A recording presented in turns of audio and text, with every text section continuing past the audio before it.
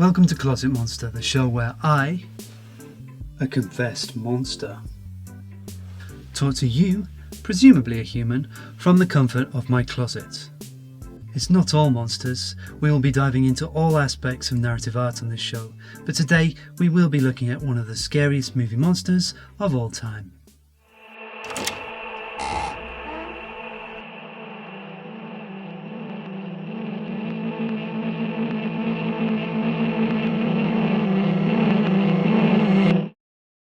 I was 10 years old when I first saw Aliens. To give you an idea of how small I was, me and my sleepover buddy sat side by side in a single armchair, pushed right up to the TV because I didn't want my mother to hear any noise from the speakers. I was blown away when I saw this movie, and it sparked a lifelong obsession with monsters and darkness. Since then, I've seen hundreds of movies involving villains or monsters of one type or another, but not one has outdone the Alien for sheer monstrosity. Today, I want to talk to you about why, for me, Alien is the ultimate cinematic monster.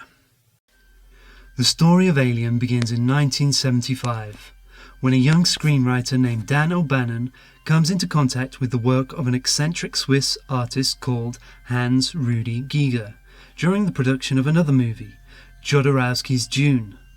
This particular production of Dune gets cancelled, and O'Bannon, depressed and penniless, goes to crash on the couch of another screenwriter, Ronald Shusett. The two begin work on a script they call Starbeast, and their concept finally comes together when O'Bannon strikes on the idea that the alien should orally rape a man, and then its offspring should burst from the man's chest. Horrifying. It's at this point they realise they're onto something new in the realm of horror and sci-fi. Brandywine Productions picks up the project. The script is passed on to more writers and goes through numerous versions. What started as a B flick called Starbeast is now an A movie by the name of Alien. But A movies need convincing monsters. O'Bannon wastes no time in pushing a piece of art into the hands of Ridley Scott, Alien's up-and-coming director. This is the Alien, he insists. This is the aesthetic. That piece of art is H.R. Giger's Necronom 4. Giger is brought on board as designer, and the rest is history. Every iconic monster begins with a memorable design. But what makes Giger's aesthetic so monstrous? The answer lies in his ability to fuse seemingly opposite forces. The mechanical with the organic, the repulsive with the erotic, the reverent with the profane.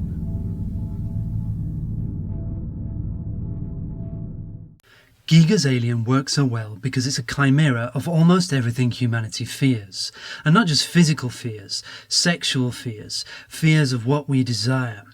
It took an artist of Giger's abilities to distill those fears down into one sleek, predatory beast. I want to illustrate this point by playing a game called Itza.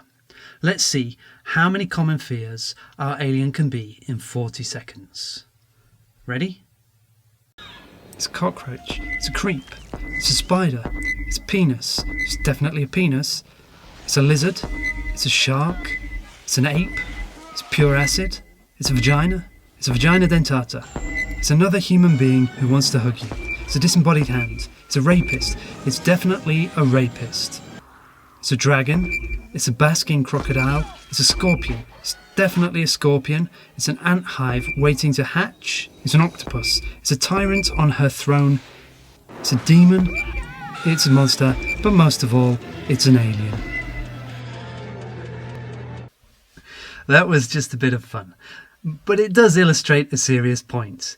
The alien is the ultimate adaptive predator, a chameleon that hides in the walls and strikes as whatever deadly, creepy creature you least expect.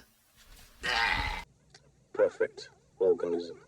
It's an amalgam of insect limbs and witches' fingers and piranha jaws and gooey sexual organs all rolled up so frighteningly that we don't stop to consciously separate them. I think it's telling that the further away from the original script, the further away from Giger's original design that subsequent movies get, the less scary and compelling those movies become. So what do you think? What monsters scare you? Is there anything more frightening on film? Leave your comment below. I'll try to answer all thoughtful comments.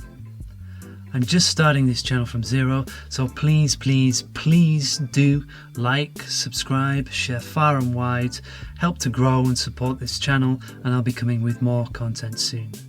Thank you very much for watching, and until next time.